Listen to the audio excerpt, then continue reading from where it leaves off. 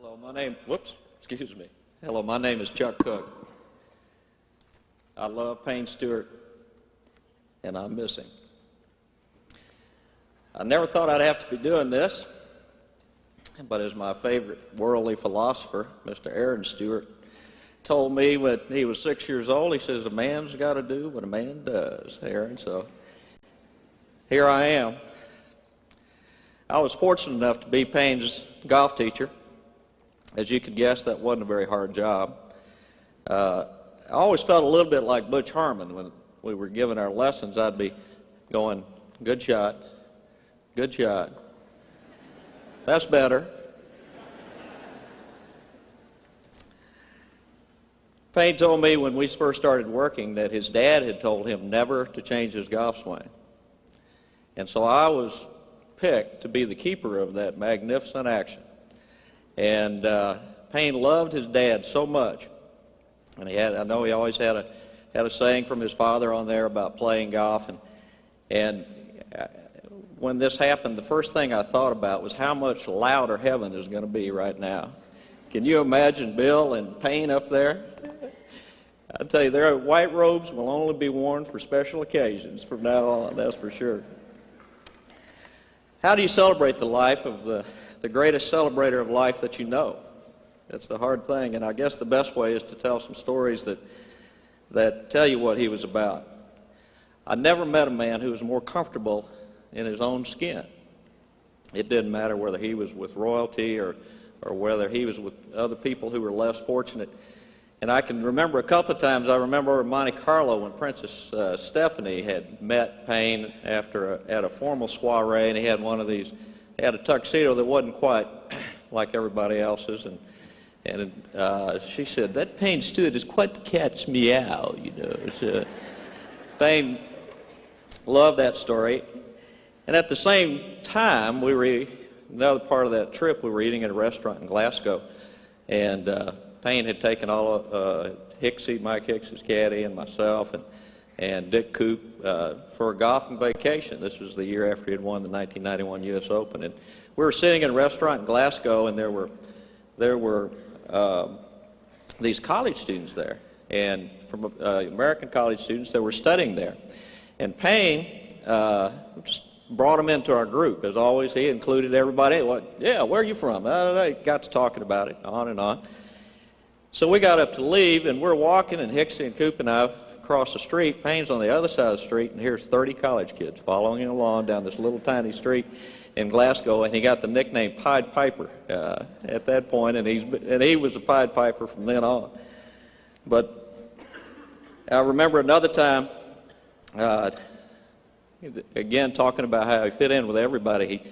He loved everybody, and this past year we went on a trip to Ireland, and each night we'd go down to the pub, and Payne would play his harp, and he'd drink Guinness with the caddies, and we called him the mayor of Waterville.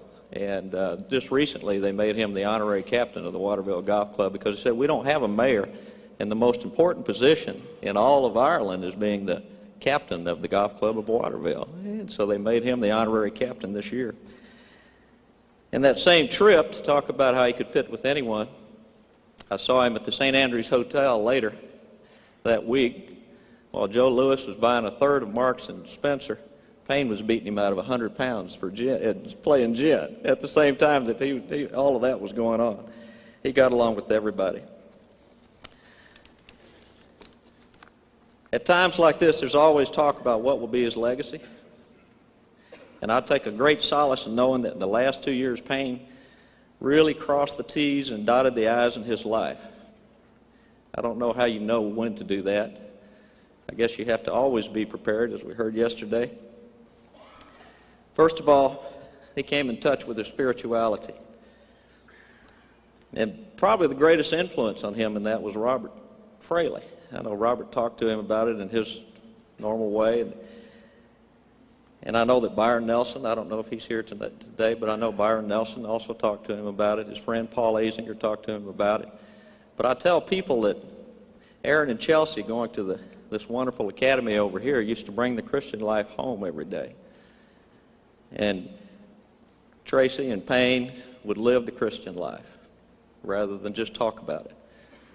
And I used to say, well, yeah, the kids are actually raising Payne. They really matured Payne, that's for sure. That was a turnabout. Professionally, the way Payne won the U.S. Open answered all of his critics. And he assured the respect of everyone in the golf world. One of the things he really enjoyed, he really liked beating the young lions in that tournament. Or maybe I should say tigers, but down the stretch. After Tiger had beaten him at Disney, he said, boy, I'd sure like to have one more chance with him. And he got that chance in a big one. And he came through. Finally, I know he'd never, ever been happier with his marriage and with his family life. I talked to him on Friday a week ago, and he told me, he says, you know, I don't have any other goals. He says, I'm having a hard time getting motivated. He says, I've reached all my goals. He said, I'm so happy. I just want to stay home. And I said, well, Payne, I said, you got the $1 million tournament. I know. He said, Tracy's not going to let me. He said, I'm going to have to play there. He said, I'm going to have to play the tour. I'm going to have to go over here and play the Tournament Champions next year. And he was planning on he was going to take January off. But he was so happy. And there are not a lot of people that can say that at any time in their life. And I'm really happy for that. I know that his true legacy is before us.